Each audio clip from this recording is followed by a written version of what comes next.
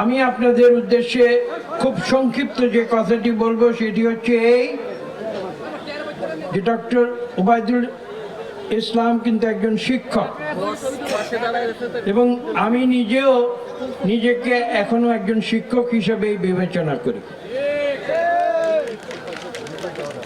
এবং সেই কারণে যে কথাটি আপনাদের উদ্দেশ্যে স্মরণ করিয়ে দিতে হয় আমাকে সেটা হচ্ছে এই যে একটি দেশ গড়ে তোলার জন্য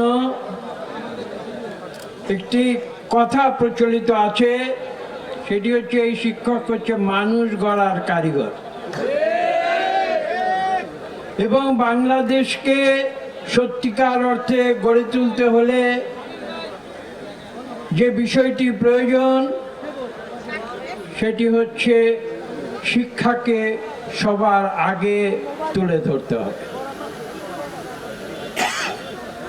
আজকে যে পরিস্থিতিতে আমরা এখানে এসেছি, বাংলাদেশের রাজনীতিতে যে পরিবর্তন সংঘটিত হয়েছে আপনারা দেখেছেন, সেখানে আমরা বলি যে ছাত্র জনতার যে বিপ্লব, সেই ছাত্র জনতার বিপ্লবের কারণে এদেশের দীর্ঘ 1.5 দশকের স্বৈরাচারী শাসন তার পতন হয়েছে এবং যারা স্বৈর শাসক তারা দেশ ছেড়ে পালিয়ে যেতে বাধ্য হয়েছে। তারা কেন এই দেশ ছেড়ে পালিয়ে যেতে বাধ্য হয়েছে, এই বিষয়গুলি কিন্তু আমাদের উপলব্ধি করতে হবে এবং তা থেকে আমাদের শিক্ষা নিতে হবে। তারা তো অনেক ক্ষমতার বলে বলিয়ান ছিল, তারা অকাতরে গুলি করে ছাত্র জনতার জীবন নিয়েছে।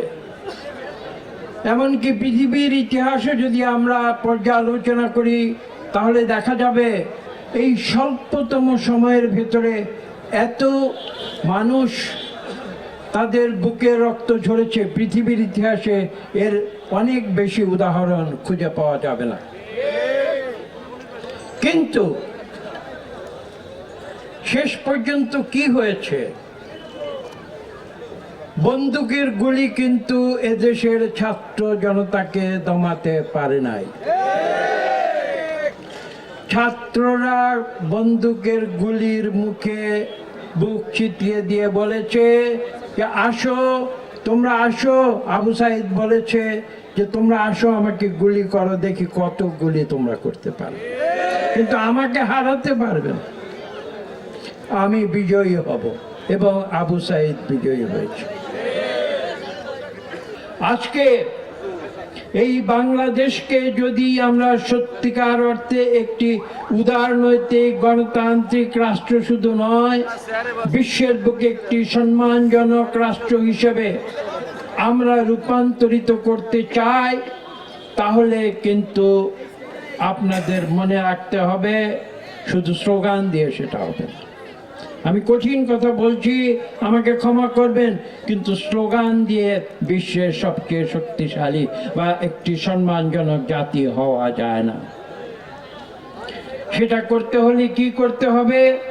আমাদের ছাত্রদের সর্বপ্রথম লেখাপড়া করতে হবে। বুকে রক্ত ঢেলে দিয়ে বাংলাদেশে যুগান্তকারী পরিবর্তন এনেছেন, যার ফলশ্রুতিতে একটি অন্তর্বর্তীকালীন সরকার গঠিত হয়েছে, যারা এই দেশকে একটি গণতান্ত্রিক উদার রাষ্ট্রে পরিণত করার প্রচেষ্টায় রয়েছেন।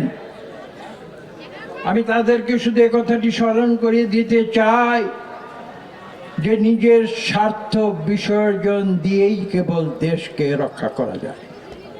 তারা সংসদ সদস্য হবে, তারা রাজনৈতিক দল করবে, একথা সত্য, একথা আমাদের মেনে নিতে হবে।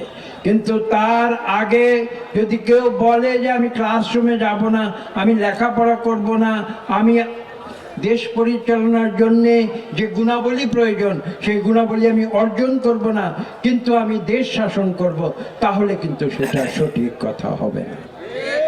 আমাকে ক্ষমা করবেন, আমি শিক্ষক, আমি যেটা সঠিক মনে করি, যেটা সত্য মনে করি, সে কথা যতই অপ্রিয় হোক না কেন, যতই কঠিন হোক না কেন, আমি কিন্তু সে কথা বলেই যাব।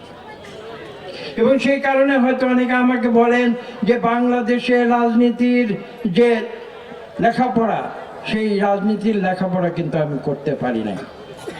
আমি যে লেখাপড়া করেছি সেটা হচ্ছে নীতির প্রশ্নে আপোষ থাকার লেখাপড়া, যেটা দেশনেত্রী বেগম খালেদা জিয়া আমাদের শিখিয়েছিলেন।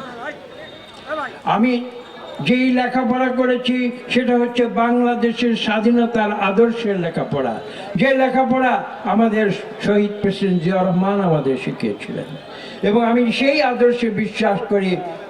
আমাদের ভারপ্রাপ্ত চেয়ারম্যান লন্ডন থেকে যিনি তরুণ প্রজন্মকে তিনি নতুন করে গড়ে তুলছেন এই দেশ সেবা করার জন্য, আমি সেই আদর্শে বিশ্বাস করি।